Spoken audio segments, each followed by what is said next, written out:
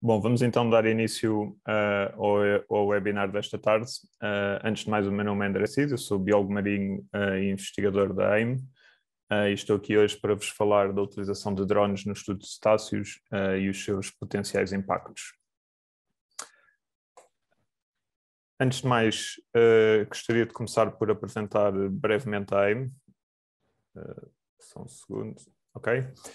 A AIM é uma ONG fundada em 2010, nasce de um grupo de jovens biólogos marinhos que fundaram esta organização sem fins lucrativos e que tinham a visão de ser uma referência a nível da investigação nacional para a conservação e para a educação do meio marinho, também fornecer dados científicos para suportar medidas de conservação corretas e eficazes, programas de monitorização e, claro, política de gestão marinha. E temos também uma forte atuação em apoiar o ecoturismo, nomeadamente as empresas do whale watching que existem aqui no Algarve. A nossa zona de atuação e onde fazemos a maior parte das nossas saídas é no Algarve e é também onde temos a nossa sede. No passado já tivemos... Peço a todos, por favor, que desliguem os vossos microfones. Estávamos a dizer que no passado já tivemos outros projetos a decorrer em outros sítios, por exemplo em Cabo Verde, e temos como objetivo trabalhar em outros sítios do Oceano Atlântico ou até mesmo do mundo. Hoje em dia os nossos principais tópicos de investigação prendem-se com a dinâmica populacional de espécies de megafauna marinha, ecologia de megafauna marinha, comportamento em cetáceos e a caracterização e o melhoramento da atividade turística e observação de cetáceos. Portanto, esta era a parte que eu vos falava do apoio às empresas de whale watching aqui do Algarve. Estes são 4 pontos do nosso trabalho. Portanto, somos os coordenadores da rede de whale watching que existe aqui no Algarve, de quais temos as empresas de whale watching nossas parceiras. Fazemos campanhas científicas, todos os dias de maio a novembro temos campanhas, surveys diários a ocorrerem, quer seja no nosso barco, quer seja através das empresas nossas parceiras. Fazemos expedições ou participamos em expedições científicas nacionais e internacionais, como foi o caso do projeto Marbis ou o projeto Sirena, que era organizado pela NATO, e fazemos diversas ações de educação ambiental, webinars e outros cursos online, ações em escolas e até com o público em geral. Agora vou-vos deixar aqui com um pequeno vídeo, só para vocês terem uma ideia da biodiversidade que é possível de encontrar aqui na nossa costa.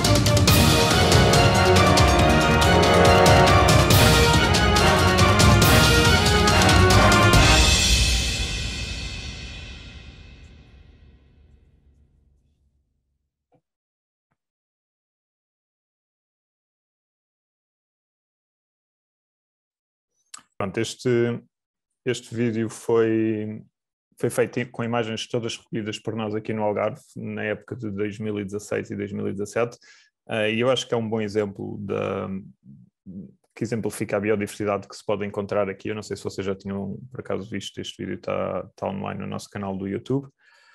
Mas vamos prosseguir com o nosso webinar e agora sim vamos entrar na parte mais focada nos drones.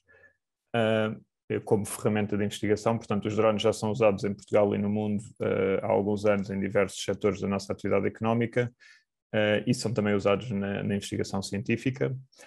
Em 2016, nós aqui na AIM começámos um novo projeto de doutoramento, na qual queríamos utilizar um drone para recolher imagens para estudos de comportamento e também da estrutura social dos grupos de golfinhos comuns.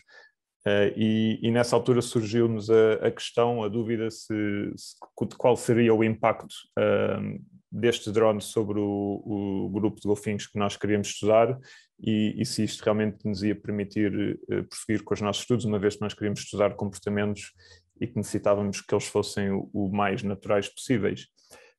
Então foi assim que começou, no nosso caso, o nosso trabalho com os drones, primeiro na avaliação do impacto da utilização de um drone com golfinhos e depois na recolha, sim, para os estudos de comportamento e de ecologia, na recolha das imagens para estes estudos. Mas há outras vertentes que podem ser exploradas e outras metodologias podem ser feitas com o drone. Por exemplo, no final do mês de junho e julho, nós estivemos envolvidos numa expedição nos Açores, onde tivemos a recolher sopros de cachalotes com drones, e é extremamente interessante, pois a recolha destes sopros permite-nos fazer estudos genéticos, microbianos e hormonais, mas também era a nossa intenção, e é a nossa intenção perceber se isto poderá ser uma metodologia alternativa às biópsias, uma vez que é uma técnica muito menos invasiva e nos parece muito mais fácil de implementar no campo do que uma biópsia a um animal.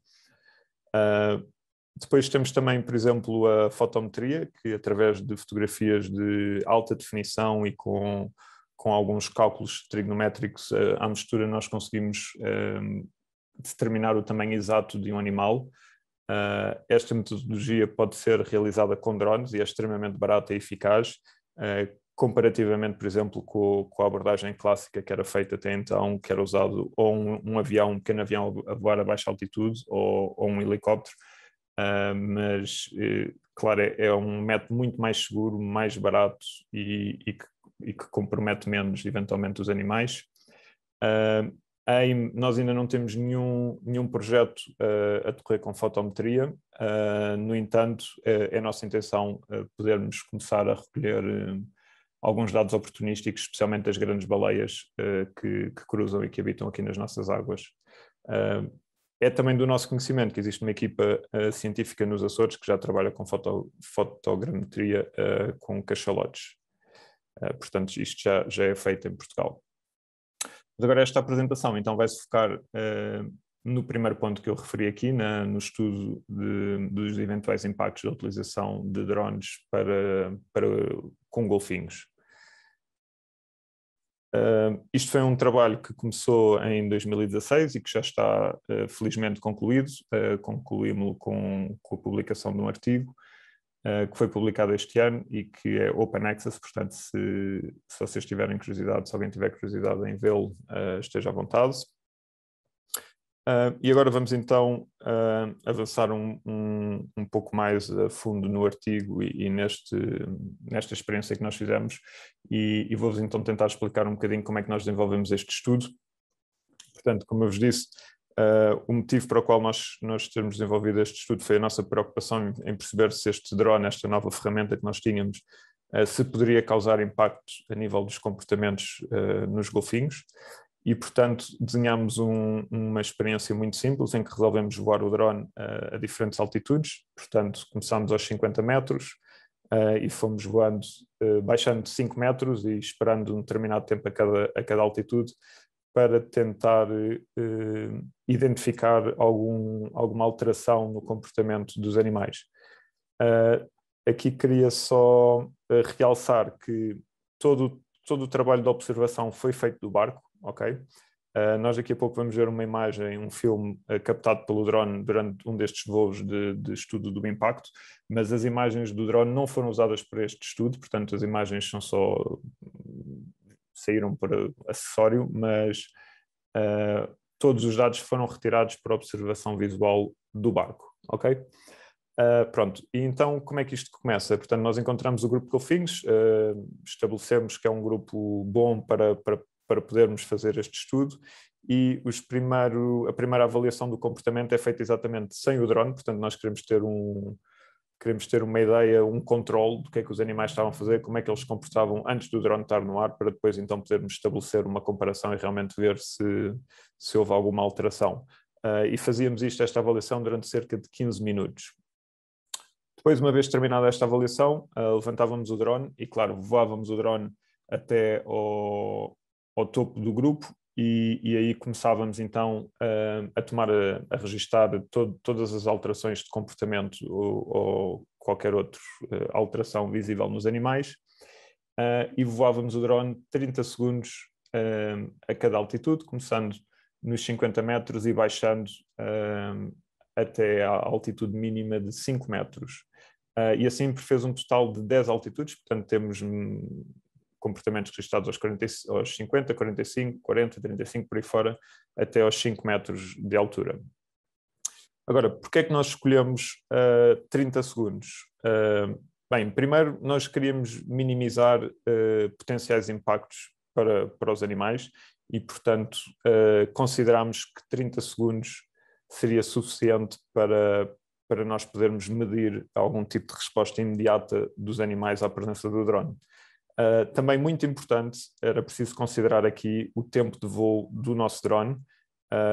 Este estudo foi feito com um drone já bastante antigo, quer dizer, comparados com os de hoje em dia, era uma coisa quase pré-histórica, obsoleta, que voava cerca de 13 minutos. Tempo máximo, portanto, 13 minutos, ele tinha de levantar do barco e já tinha de estar de volta, porque senão podia cair no mar. E, portanto, se nós calcularmos estes 30 segundos vezes 10 alturas, mais o espaço de baixar o drone, que demorava cerca de 10 segundos para fazê-lo de uma forma controlada a cada altitude, mais o levantar, ir até aos golfinhos, encontrar os golfinhos, posicionar o drone. No total nós demorávamos cerca de 11 minutos e meio, portanto havia muito pouco margem para erro e, portanto, ou margem de tempo que nos sobrasse, e portanto não podíamos mesmo esticar este tempo para 45 segundos ou 1 minuto, porque o tempo de voo do drone não ia aguentar. Pronto, no final de cada voo foram registadas uma série de parâmetros ambientais, que nós já vamos ver aqui um bocadinho mais à frente, mas entre elas vou-vos dizer que nós registámos a visibilidade vertical, com recurso a um disco de Seishi, não com o intuito de usar estas imagens, como eu vos disse, estas imagens não vão ser usadas para o estudo, mas achámos que era interessante ficarmos com o registro da visibilidade vertical, para no futuro, se quiséssemos usar estas imagens em outros estudos, sabermos quantos metros conseguíamos ver debaixo d'água. Muito bem, agora as variáveis que nós avaliámos ou que consideramos, portanto, o que é que nós estávamos a olhar para os animais a tentar avaliar durante este voo, foram mais ou menos estas 5, portanto, o comportamento do grupo, e aqui são os comportamentos gerais que os golfinhos têm, de alimentação, de descanso, socialização, de deslocação. Foram mudanças de direção, e considerámos uma mudança de direção sempre que a maior parte do grupo fazia uma mudança de pelo menos 45 graus, em relação, claro, ao seu rumo anterior.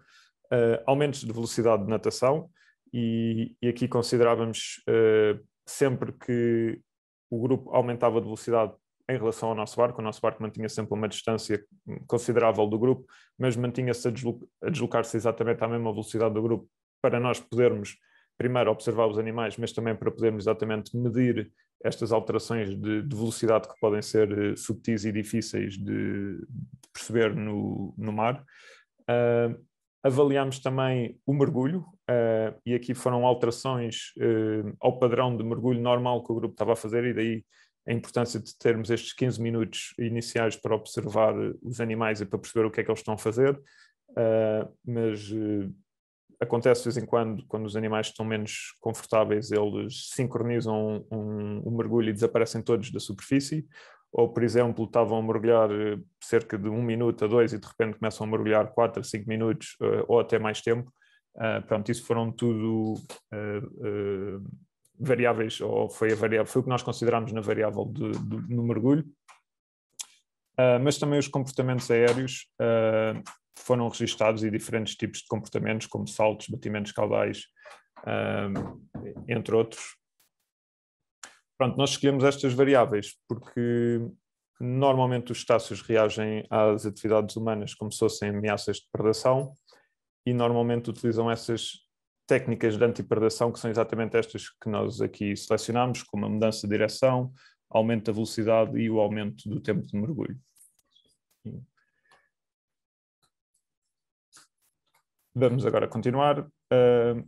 Portanto, nós recolhemos, ou foram feitas 25 voos, 15 de golfinho comum, 10 de golfinho ruás. Esta é uma imagem do drone que nós usámos na altura, era um Phantom 2 que estava equipado com uma GoPro 4 e tinha um sistema de rádio, que é esta antena que vem aqui vermelha e cinzenta, para me transmitir a imagem em direto e para eu podê-la ver num pequeno ecrã que tinha junto ao comando. E só assim é que eu sabia que realmente que tinha os golfinhos por baixo do drone que tinha os golfinhos no frame para fazer os vídeos que precisava. Esta foi a folha de dados que nós criámos para esta experiência, em que temos aqui as coisas normais no cabeçalho, a data, o número da viagem, o número do avistamento, a espécie. Pronto, isto já são coisas relacionadas com o drone, o filtro que estava a ser usado na câmara, o voo.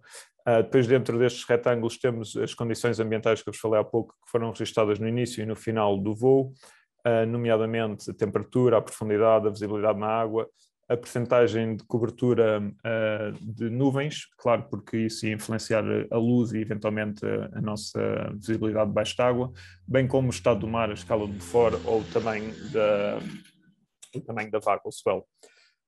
Depois podem ver aqui na tabela, temos aqui esta primeira linha cinzenta, é o before flight, e portanto aqui era onde nós registávamos aquelas informações que retirámos antes de voar o drone, portanto naqueles 15 minutos iniciais.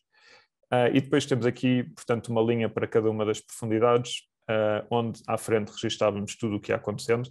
Isto normalmente tínhamos uma pessoa a olhar para os animais, outra pessoa com a folha de dados na mão a tomar nota de tudo, e outra pessoa a voar o drone, que também ia dando aqui alguma informação, nomeadamente de tempos, quando é que o drone estava a determinada altura, porque esta informação de altitude era retirada do drone.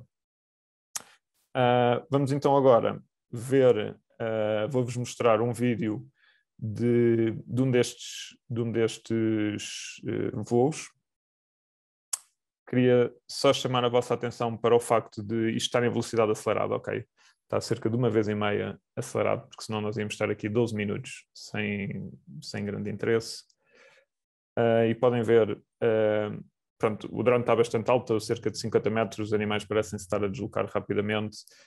Mas neste momento inicial eu só estou preocupado em posicionar-me mais ou menos por cima dos animais e respeitar os tempos e as altitudes. Aqui já estou a 45 metros. Agora vai-se ver aqui, nota-se, não sei se repararam, houve uma pequena variação na direção, portanto eles viraram ligeiramente à direita. Tenham atenção à posição do sol, do reflexo na água para perceber isso, porque muitas vezes o drone também vira, mas se usarem o sol como referência vão perceber que realmente houve um deslocamento do grupo para a direita.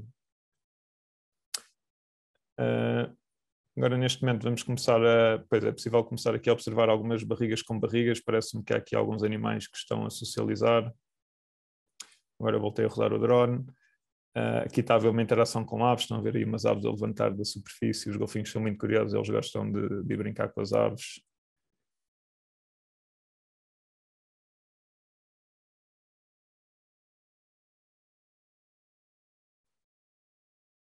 E podem ver que realmente a imagem, a perspectiva do drone dá-nos uma ideia, é uma perspectiva muito diferente e que nos permite ver coisas aqui muito engraçadas. Por exemplo, vemos agora aqui na parte de trás do grupo, que havia ali uma grande parte de animais em socialização a perseguirem-se e a tocarem-se uns aos outros.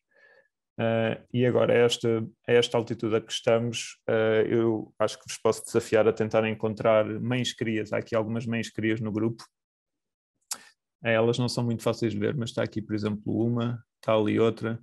Tendo a olhar com atenção e vão ver que há ali mais do que uma cauda, mais do que uma barbatana dorsal, e é um par mãe-cria. Pronto, que quando o drone está aqui deve estar a cerca de 25 metros, 15 metros. Aqui mais uma mudança de direção, viram que os animais de repente viraram-se para cima e agora voltaram a mudar ligeiramente à esquerda. Agora fui eu que rodei o drone, não conta. E agora estou a 10 metros, aqui sim já se conseguem observar os animais muito bem. Por exemplo, está aqui uma mãe-cria, está ali outra, esta eventualmente, esta também será, outra ali. E estes animais continuam parece-me, com o mesmo comportamento, uma mistura de socialização e de deslocamento.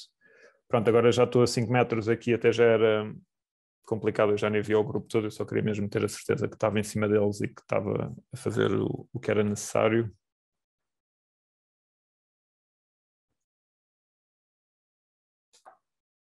Pronto, 8 minutos e 6 segundos, este foi o final, a descida dos 50 metros. E como eu vos expliquei anteriormente, sobrava muito pouco tempo na bateria, possivelmente ela já estava a habitar neste momento, portanto eu tinha de levantar a câmara, encontrar o barco e rapidamente mexer-me para ele para o aterrar.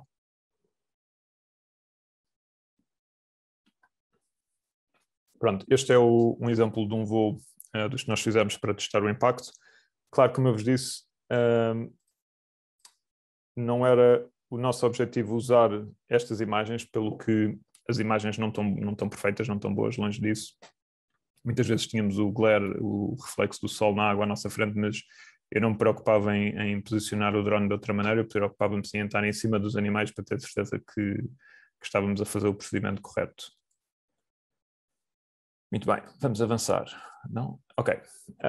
Em relação aos resultados, estes foram os comportamentos registados durante os 25 voos. Os golfinhos comuns, nós apanhámos maioritariamente a viajar, 53% das vezes num traveling slow, e 6%, 7% a socializarem e a alimentarem-se.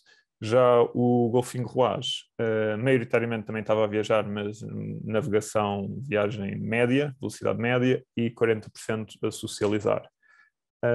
De notar que nunca foram observados, ou esta experiência não foi realizada, por exemplo, com golfinhos a descansar, que seria interessante, mas já lá voltaremos mais à frente.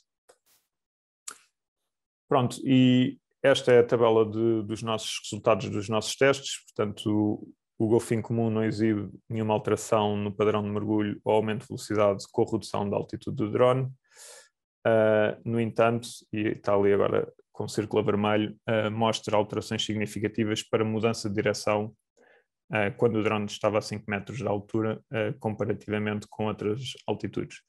Com exceção dos 20 e 30 metros, mas também mais à frente já vamos falar disso novamente. Mas, portanto, aqui aos 5 metros foi quando nós apanhámos diferenças significativas para o golfinho comum e unicamente para o golfinho comum. E, portanto, para as restantes comparações que foram feitas, não foram notadas diferenças significativas à resposta de comportamentos em função da altura do drone, tanto para o golfinho comum como para o golfinho ruaz. Este é um resumo gráfico da experiência, do artigo. Portanto, podem ver que a nenhuma altitude foram detectadas alterações. Aqui temos a seta significa mudanças de direção, este manómetro significa aumentos de velocidade e a cauda desta baleia significa alterações no padrão de mergulho. E, portanto, aos 5 metros, só para o golfinho comum foram registadas mudanças de direção. E 5 metros, como vocês viram na imagem, já é muito baixo, parece que o drone está quase a aterrar em cima dos animais. Pronto, este foi o primeiro estudo realizado de impacto de drones em comportamentos de golfinhos comuns. Já existiam outros estudos feitos em golfinhos ruazes. O drone não causou mudanças significativas de mergulho ou de velocidade de natação para ambas as espécies amostradas. A única diferença significativa observada neste estudo foi mesmo a mudança de direção para o golfinho comum, nos últimos 5 metros. Isto sugere que o golfinho comum pode ser mais sensível que o golfinho ruaz quando o drone é voado a baixa altitude. Foram notadas também para o golfinho comum algumas respostas de comportamento a 20 e a 30 metros, mas não foram significativamente na estatística. No entanto, isto pode ser explicado, ou isto pode indicar a hipótese dos golfinhos comuns notarem algum tipo de perigo ou distúrbio causado pelo drone quando é esta altitude, dando origem a esta breve resposta no comportamento, até eles se voltarem ou até eles se habituarem à presença daquele objeto estranho a voar por cima deles.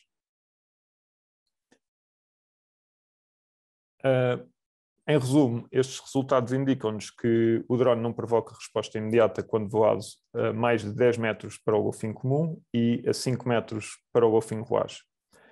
No entanto, recomendamos muita cautela ao voar o drone com qualquer animal marinho e nunca baixar o drone a menos de 20 metros de altura para dar uma distância de segurança grande aos animais.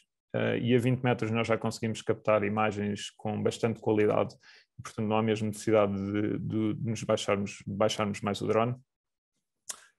E agora queria-vos falar um pouco do resumo das vantagens e desvantagens da utilização de drones na investigação marinha em geral.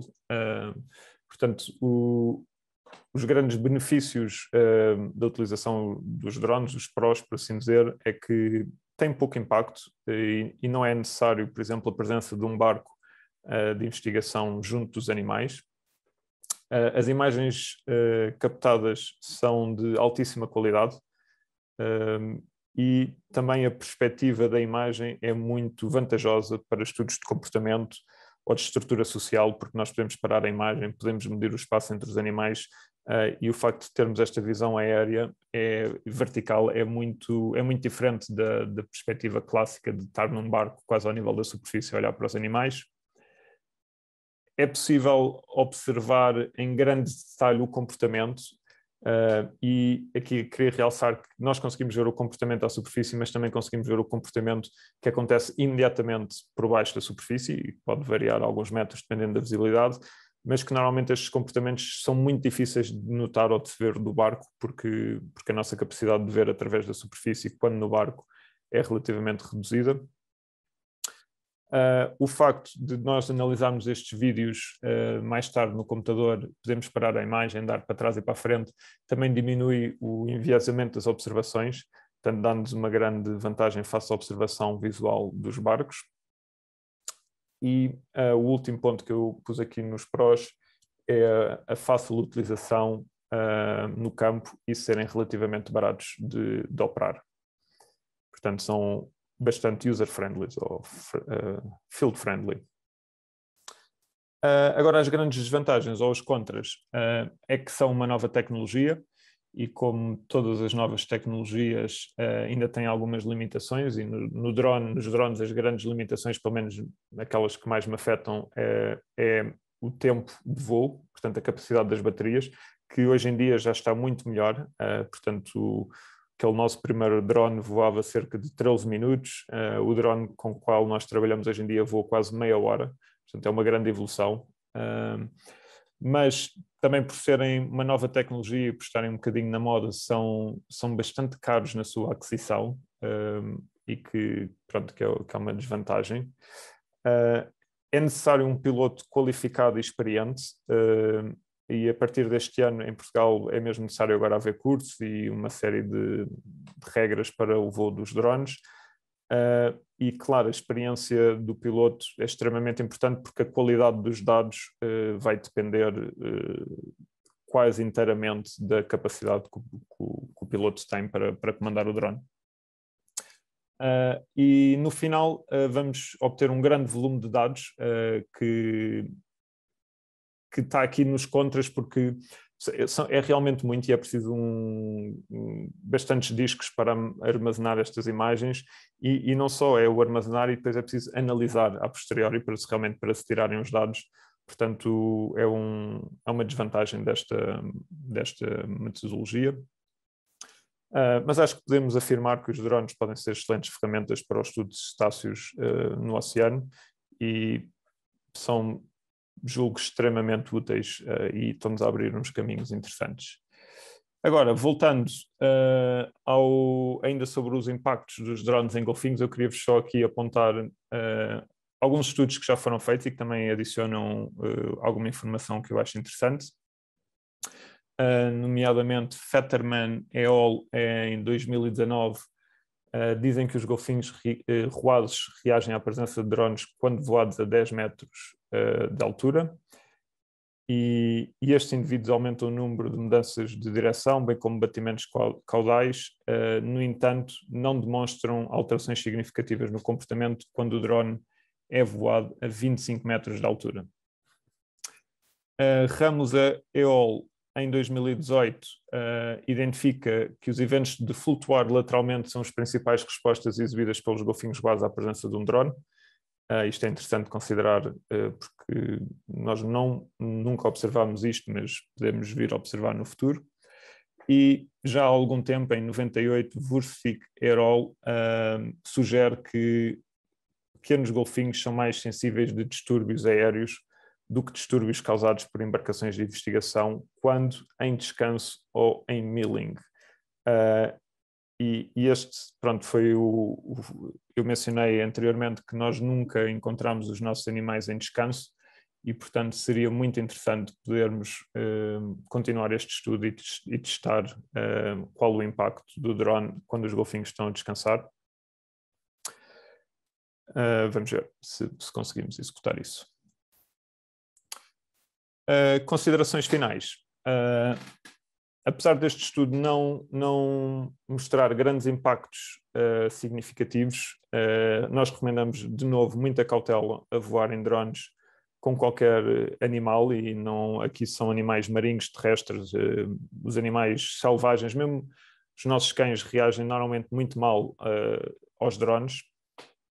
E, por favor, nunca baixem o drone a menos de 20 metros de altura. Não há mesmo necessidade de nós termos câmaras excelentes hoje em dia instaladas nos drones que não precisamos nos aproximar muito mais.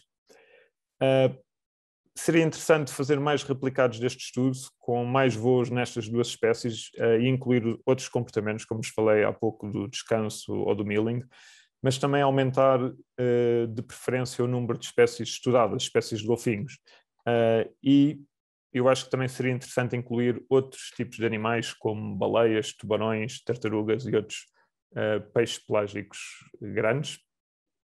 E gostaria de deixar aqui uma nota também importante, que é preciso ter alguma atenção se quiser extrapolar os nossos resultados para outras regiões do mundo, porque o sítio onde nós trabalhamos aqui no Algarve, há uma grande pressão sobre estes animais, sobre os golfinhos, por parte da indústria do whale watching, e isto pode já, de alguma maneira, ter habituado estes animais a este tipo de pressões antropogénicas.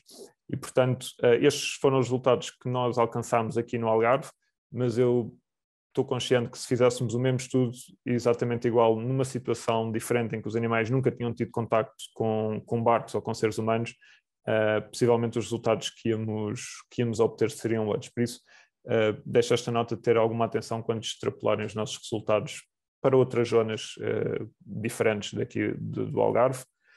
E, claro, para a nota final e para o futuro, com a grande adesão que há do público em geral à utilização dos drones, eu acho necessário ser elaborado um código de conduta com as boas práticas de utilização de drones com animais selvagens em geral para Portugal, para evitarmos situações desnecessárias e até alguns problemas que possam ser causados por isso.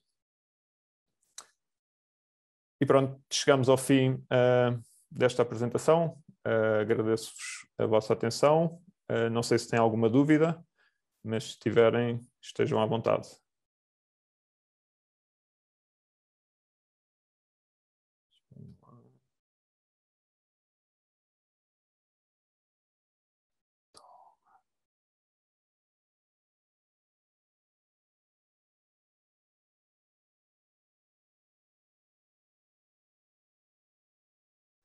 Eu não estou a conseguir abrir os vossos microfones, mas se tiverem alguma dúvida, escrevam no chat e eu posso vos responder.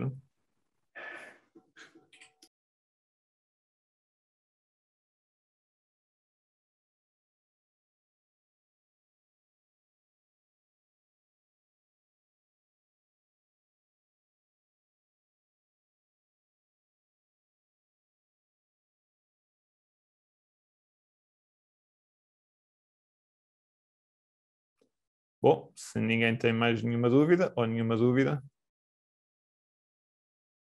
a Joana Oliveira pôs uma questão. O artigo, eu acho que ainda não está disponível no nosso site, mas ele está disponível... ele é de Open Access, portanto podes encontrá-lo na internet. Deixa-me dar aqui para... Ele tem... Ele ainda não está no nosso site porque nós estamos a refazer o nosso website e vai estar no novo website, mas neste acho que ainda não está. De qualquer maneira, podes seguir este DOI ou se escreveres o título do artigo também o has de encontrar. Ok, temos aqui outra questão da Madalena.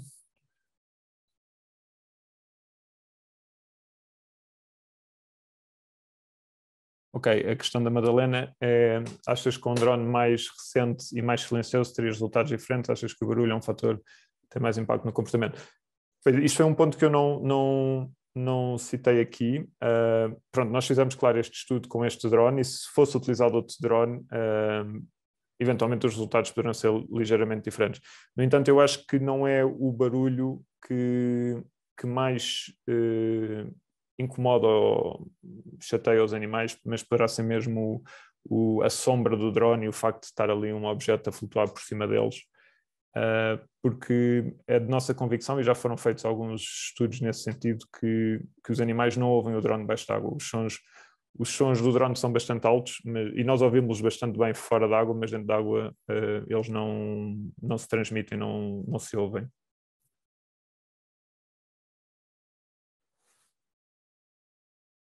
Isto, a Valéria pôs-me agora uma questão a perguntar qual é o software. É uma boa questão, Valéria, mas eu não te sei responder, porque não fui eu que fiz a análise dos vídeos dos comportamentos. Para esta experiência que eu mostrei aqui, nós não analisámos vídeos, portanto, os dados foram recolhidos em direto no campo e foram escritos na folha.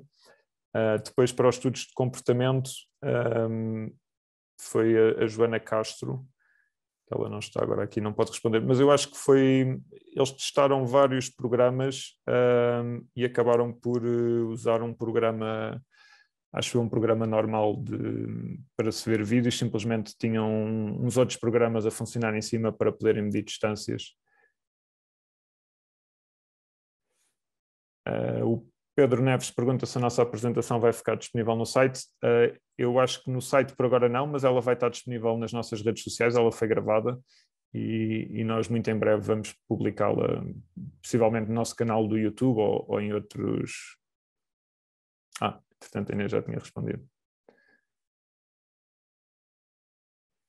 Ok, a Valéria faz aqui também uma questão interessante, sim, com a utilização de PAM, de um hidrofone. Sim, isso seria muito interessante poder complementar as observações visuais, eventualmente com a interpretação da acústica dos animais e ver se realmente essa acústica mudou, se há ali algum tipo de impacto a nível acústico. Nós não o fizemos, eu seria a favor disso, no entanto, também te digo que isso já ia ser uma experiência um bocadinho mais complexa e mais difícil de pôr em prática. Mas sim, mas seria muito interessante e daria mais robustez até aos dados que nós íamos... Inês Honorato, perguntas: os dados de fotometria dos Açores estão disponíveis em algum local? Não, eu acho que não. Acho que ainda estão a ser recolhidos para serem analisados e depois eventualmente publicados num artigo científico. E, sim, ainda são estudos e metodologias relativamente recentes e que ainda não há muitas coisas, ou pelo menos que eu saiba, nos Açores eles ainda não publicaram nada.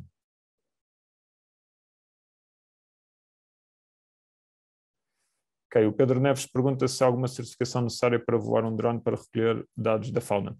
Não, quer dizer, há uma certificação que hoje em dia é necessária para tu seres um piloto ou poderes pilotar o teu drone.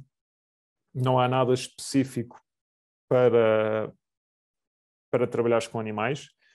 E daí eu também ter dito aqui que uma das coisas que achava necessário para o futuro era exatamente ser criado este documento, este código de conduta, que ao início será só um código de conduta, mas idealmente sim poderia ser transformado num curso ou até numa lei em que obrigasse as pessoas realmente a cumprirem determinadas normas, mas por enquanto só há mesmo para tu te tornares piloto de drone.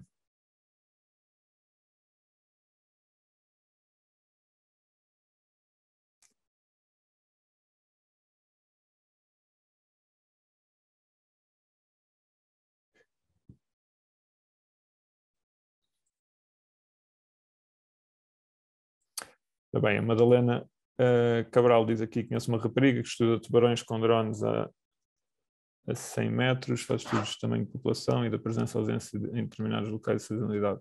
Que estudos crees serem importantes fazer com a utilização de drone que não impacte nos próprios? Portanto, Madalena, não é de todo o objetivo aqui desta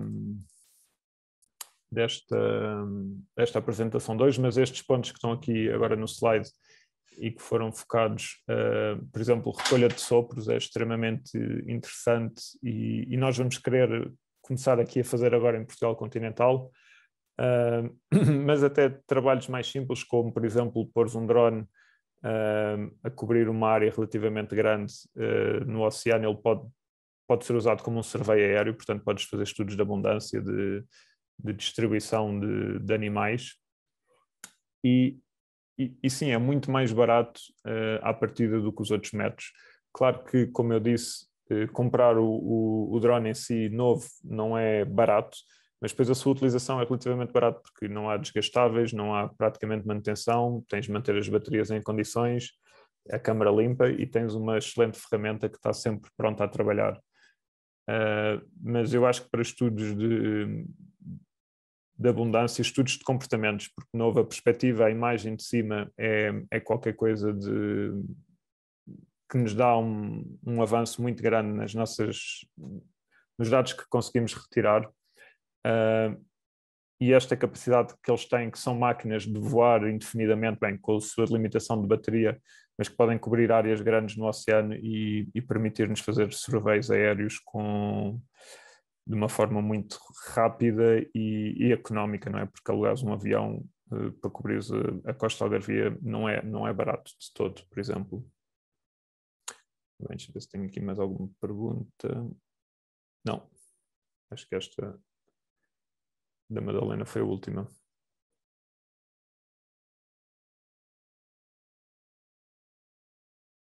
A Joana deixou aqui o DOI. Ah, não.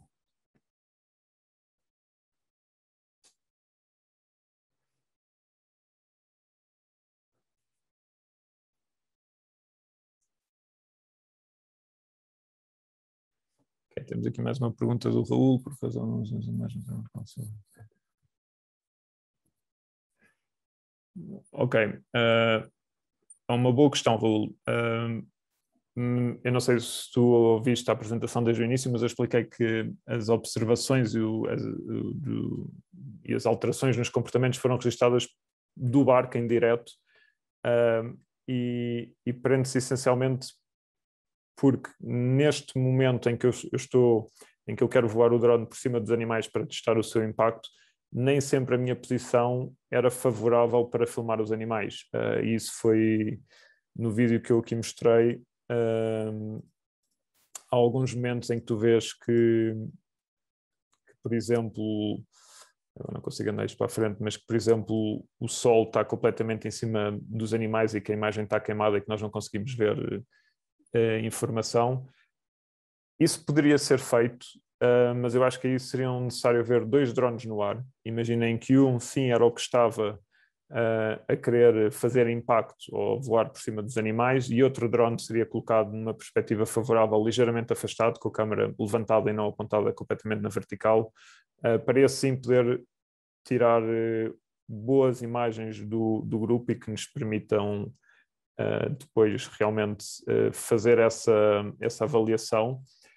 E também tem atenção que quando o drone está muito baixo, portanto nós aqui conseguimos ver o grupo todo, conseguimos ver os animais todos, mas quando o drone está muito baixo, a 10 metros, a 5 metros, eu só estou a filmar parte dos animais, só vou estar a filmar uma parte do grupo, porque lá está, o drone já está muito baixo e a minha câmera, esta era uma GoPro, apesar de ser uma lente muito aberta, não captava o grupo todo e, portanto, nós resolvemos fazer este estudo. Ao início até também só tínhamos um drone e a possibilidade de trabalhar com este drone com observações visuais, mas sim, poderíamos pensar fazer este estudo e utilizar imagens do drone, que poderia ser mesmo deste drone que está a causar o impacto, por assim dizer, nos animais, mas eu não poderia voar tão baixo, porque tu vais ver a partir aqui de determinada altura, só temos parte do grupo no frame, na imagem. Portanto, 25 metros eu acho que é uma altura excelente. Aqui podem ver, já se conseguem ver, distinguir mães crias, já se conseguem distinguir muito bem comportamentos.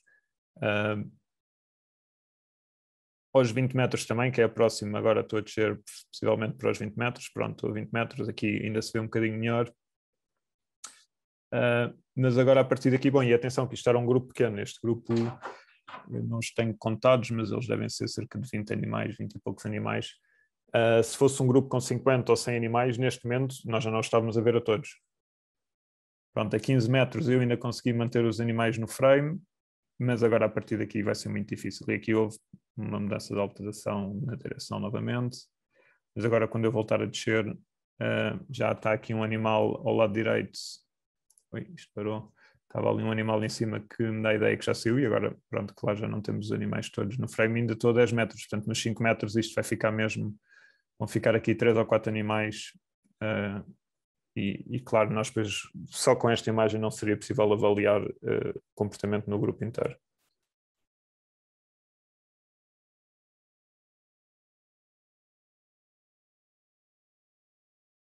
Ok, muito obrigado. Agradeço o vosso feedback.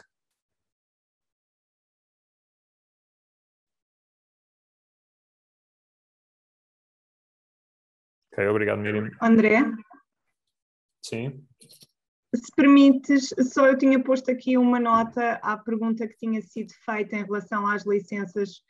O Pedro Neves perguntou se havia alguma certificação necessária para voar o drone para recolher os dados de fauna.